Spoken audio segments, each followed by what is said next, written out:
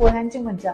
पोहे करतो आपण, बरोबर आहे, बरोबर. ते फ्लॅक्स केले म्हणजे चपटे केले जातात, त्याच्यात आयर्न कंटेंट वाढतं. तुम्ही फोडणी देणार आहे त्याला, तुम्ही काय घेतलं, तेल घेतलं, बरोबर आहे, तेल घेतलं म्हणजे फॅट कंटेंट आलं त्याच्यात, बरोबर. त्याच्यात जिरं टाकलं, मोहरी टाकली, हळद टाकली, बरोबर आहे. या तिन्ही मध्ये विटामिन्स, मिनरल्स, अँटीऑक्सिडंट प्रॉपर्टी आहेत, अँटी इन्फ्लेमेटरी प्रॉपर्टी आहे. तुम्ही डॉक्टर आहात, बरोबर आहे. त्याच्यानंतर त्याच्यात कढीपत्ता टाकला, कढीपत्ता पण आयर्न रिच असतो. त्याच्यानंतर कांदे घालता तुम्ही त्याच्यामध्ये, कांद्याच्या किती मेडिसिनल प्रॉपर्टीज आहेत, भरपूर. मिरची टाकली, कर्क्युमिन नावाचं जे त्याच्यामध्ये अँटीऑक्सिडंट आहे, झालं, हे सगळं फुल झालं. पोहे टाकले त्याच्यात तुम्ही, वरतून तुम्ही त्याच्यावरती मस्त हिरवीगार कोथिंबीर टाकली, कोथिंबीरचे सगळ्या प्रॉपर्टीज तुम्हाला माहिती आहेत, हेल्दी आहे सगळं. वरतून खोबरं आलं म्हणजे मोनो अनसॅच्युरेटेड फॅटी ऍसिड झाले, जे हार्टसाठी अत्यंत छान असतात.